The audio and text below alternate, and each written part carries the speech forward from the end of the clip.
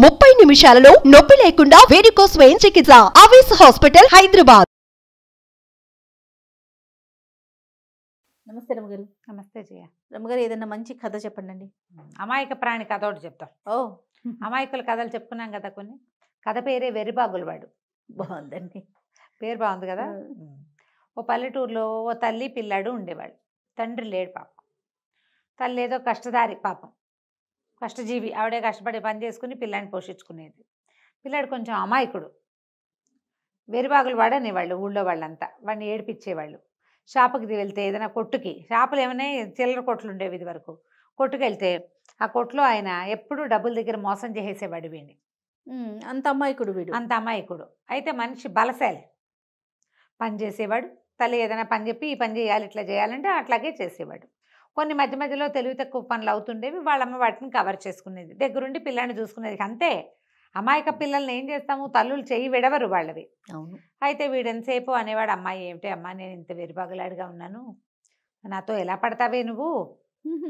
వాడికి తెలుసు. వాడికి తెలుసు. అంటే వాళ్ళ అమ్మ ఏమన్నది, వారి అయితే అయ్యావు లేరా నాయన, నీ మనసు మంచిది, బుద్ధి మంచిది, ఇతరుల్లాగా నువ్వు ఎవరిని మోసం చేయవు, ఎవరి కష్టార్జితాన్ని లాక్కోవు, ఒంటికి శక్తి ఉంది, పని చేస్తున్నావు, పని చేసుకుందాం పర్వాలేదులే అనేది. కానీ వాడి కొన్నాళ్ళు పోయాక వెరిబాగులు వాడికి ఎవరు పిల్లనివ్వరని ఎవరో అన్నమాట గుర్తు తెలిసింది. మరి అది బాధగా ఉంటుంది కదా.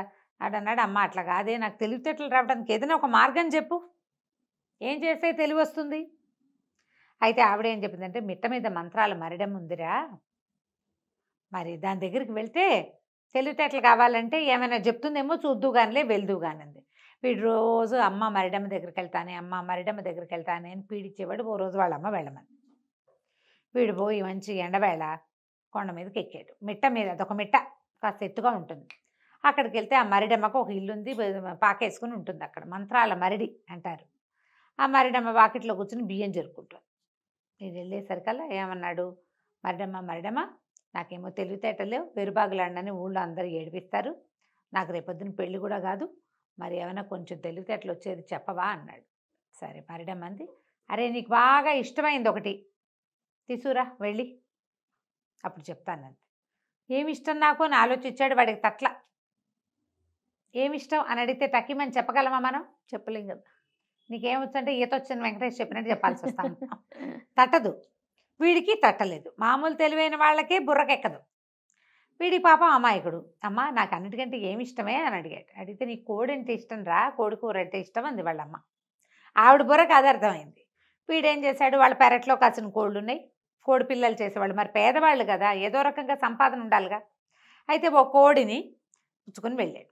వెళ్ళేసరికల్లా ఆవిడేమంది, సరే కాళ్ళు లేకపోయినా నడిచేది ఏదో చెప్పు అని అడిగింది.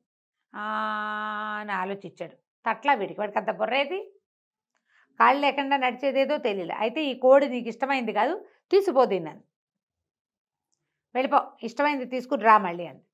వీడు మళ్ళీ కిందకి వెళ్ళాడు. వెళ్ళేసరికల్లా ఏమైంది, కిందకి వెళ్ళిన కొద్ది రోజులకి, 2-3 రోజులకి వాళ్ళ అమ్మకి అనారోగ్యం చేసేసింది. అనారోగ్యం చేసింది. వాడు ఆ పని ఈ పని చేసుకుని వచ్చేసరికల్లా తల్లి కాస్త కన్నుమూసేసింది. అయ్యో. వాడు తెగ ఏడ్చాడు. పాపం అమ్మ లేకపోతే నా జీవితం ఏమిటి అని ఆలోచిస్తుంటే వాడికి తట్టింది. ఏమిటి, నాకు నీకు తెలివితేటలు లేవు, నువ్వు వెరుబాగులాడివి, నా తర్వాత నువ్వు ఎలాగురా అని బాధపడేది వాళ్ళమ్మ. ఇప్పుడేమో అమ్మ కాస్త పోయింది. ఇప్పుడు అమ్మ పోవటం వాడికి చాలా బాధగా ఉంది. అంటే అమ్మే నాకు అత్యంత ఇష్టమైంది అనమాట, కోడి కాదు నాకు ఇష్టం, మా అమ్మే ఇష్టం అని ఏం చేశాడు, వాళ్ళ అమ్మ కళేబరాన్ని ఓ సంచిలోకి ఎక్కించుకుని దాన్ని భుజాన్ని వేసుకుని మిట్ట మీదకి వెళ్ళాడు. వెళ్ళేసరికి వాళ్ళ మిట్ట మీద మరిడమ్మ తలగోకుంటూ ఏదో పని చేసుకుంటాను. వీడు వెళ్ళి అడిగాడు, తెలివితేటలు వస్తాయన్నావు కదా, ఇగో నాకు అత్యంత ఇష్టమైంది మా అమ్మేను, మా అమ్మని తీసుకొచ్చాను ఇదిగో అన్నాడు. ఆవిడేమంది, ఆ మరిడమ్మ, మీ అమ్మ కాదురా, దాన్ని పక్క పెట్టు, బంగారం కాంది, బంగారం కంటే మెరిసేది ఏదో చెప్పు అంది. చెప్పండి, వీడికి అంత తెలివితేటలు ఏమున్నాయి, వీడికి తట్టల. ఆలోచించేసరికి ఆవిడంది, ఇది కాదు నీకు ఇష్టమైన వస్తువు, నీకు ఇష్టమైన వస్తువు వస్తే సమాధానం వస్తుంది, తీసిపో అనేసరికల్లా ఆ కళేబరాన్ని మోసుకుంటూ కిందకు వచ్చాడు. దుఃఖం వచ్చేసింది. వాళ్ళ అమ్మకి ఉత్తర క్రియలు ఏం జరగల. ఈ పని కోసం వాళ్ళ అమ్మ బతుకుండా, అంటే చచ్చింది అప్పుడే, ఇంకా మట్టిలో కలిసిపోకముందే తనకు తెలివి వచ్చేస్తుందేమో అని ఆశపడ్డాడు. ఆ తెలివి దగ్గరలో లేదు. ఏడుస్తూ అడవి మధ్యలో కూర్చుని ఉన్నాడు. కొంచెం వాళ్ళ ఇంటికి మెట్టకి కొంచెం గ్యాప్ ఉంది, మధ్యలో అడవి ఉంది. ఏడుస్తుండేసరికల్లా ఏమైంది, ఆ దారి పోతున్న ఒక పల్లెటూరి పిల్ల తాగింది, చక్కగా ఉంది చోటు చక్కగా. ఎవరు ఏమిటి అని అడిగింది. ఎందుకు ఏడుస్తున్నావు, ఇదేంటి అయిపోయింది, ఏమైంది ఏమిటి అంటే వీడు మొత్తం కథ అంతా చెప్పాడు. నాయనేమో ఇలాంటివన్నీ, మా అమ్మేమో అలా అంది, మరిడమ్మేమో ఇలా చెప్పింది, కాళ్ళు లేకుండా పరిగెత్తేది కావాలంది, అదేదో చెప్పంది నాకు తెలీదు, బంగారం కంది బంగారం కంటే మెరిసేది చెప్పంది, అది కూడా నాకు తెలీదు, నేనేం చేయను అని ఏడ్చాడు. ఏడిస్తే ఏముంది, కాళ్ళు లేకుండా నడిచేది నది, బంగారం కాంది బంగారం కంటే మెరిసేది సూర్యుడు, అయినా నువ్వు ఏడవబోక నేను ఉంటానులే, మీ అమ్మ లేకపోయినా నాకు అమ్మ నాన్న లేరు, పొట్ట పోసుకోవడానికి మీ ఊరు వైపే వస్తున్నాను, ఏదైనా పని చేసుకుందామని, నన్ను పెళ్లి చేసుకుంటావా, నేను నీతోటి ఉంటాను, మీ అమ్మలాగా బాగా చూసుకుంటానండి అనేసరికల్లా సరే ఒప్పుకున్నాడు. మళ్ళీ అమ్మని మోసుకుంటూ పోయారు ఊళ్ళోకి, అమ్మకు ఉత్తర క్రియలు చేశారు. కొద్ది రోజులు ఆ పిల్ల వీడి దగ్గరే ఉంది, పెళ్లి చేసుకుంటానని ఊళ్ళో చెప్పాడు. ఇద్దరికి పెళ్లి చేసుకున్నారు. ఇద్దరు కలిసి పని చేసుకునేవాళ్ళు. కానీ వీడికి తెలివితేటలు లేవన్న దిగులు మాత్రం పోల. ఏదో ఒక సందర్భంలో వేరుబాగులాడని అనేవాళ్ళు. అయితే ఏమన్నాడు, ఏమే నాకు ఇప్పుడు తెలిసింది, మా అమ్మ పోకముందు మా అమ్మ అంటేనే నాకు పంచప్రాణాలు, ఇప్పుడు నువ్వంటే నాకు పంచప్రాణాలు, మరిడమ్మ ఏమంటుంది, నీకు ఇష్టమైన దాన్ని తీసుకురమ్మంటుంది, నువ్వే కదా నాకు ఇష్టం, ఓహో నువ్వు నాతో రా, మరిడమ్మ దగ్గరికి వెళ్దాం, ఈసారి ఏం అడుగుతుందో చూద్దాం, చెప్పగలనో లేదో చూస్తాను, ఎప్పటికైనా ఓసారికైనా చెప్పగలిగితే తెలివితేటలు వస్తాయి అన్నాడు. సరే పెళ్ళాం సరేనని వెళ్ళింది. ముందు 2 సమాధానాలు వీడికి తెలుసు. మంత్రాలు మరిడమ్మ ఆల్రెడీ అడిగింది, మళ్ళీ అడగదు. తీరా పైకి వెళ్ళాక ఏమైంది, మరిడమ్మ నాకు ఇష్టమైంది తెమ్మన్నావు కదా, ఇదిగో నా పెళ్ళాము, ఇదంటే నాకు పంచప్రాణాలు, నాకు తెలివితేటలు వచ్చే మార్గం చెప్పవా అన్నాడు.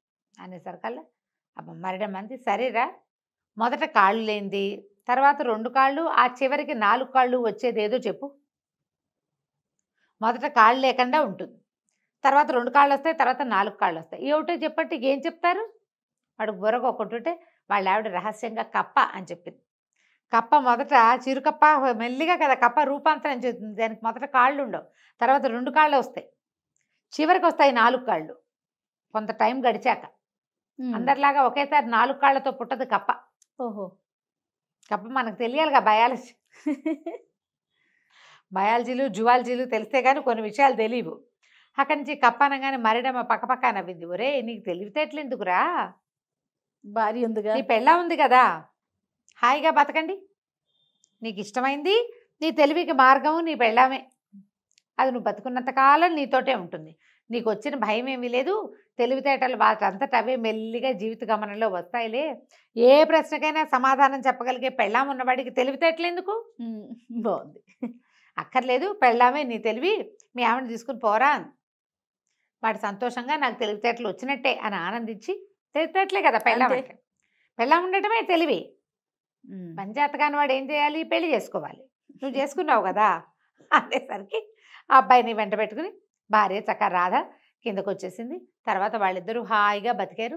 ఆ తర్వాత వాడు ఎప్పుడు నేను వెరుబాగులు వాడిని, నాకు తెలివి లేదు అని బాధపడ, ఎవరైనా ఏదైనా అడిగితే మా ఆవిడని అడిగి చెప్తా అని చెప్పేవాడు.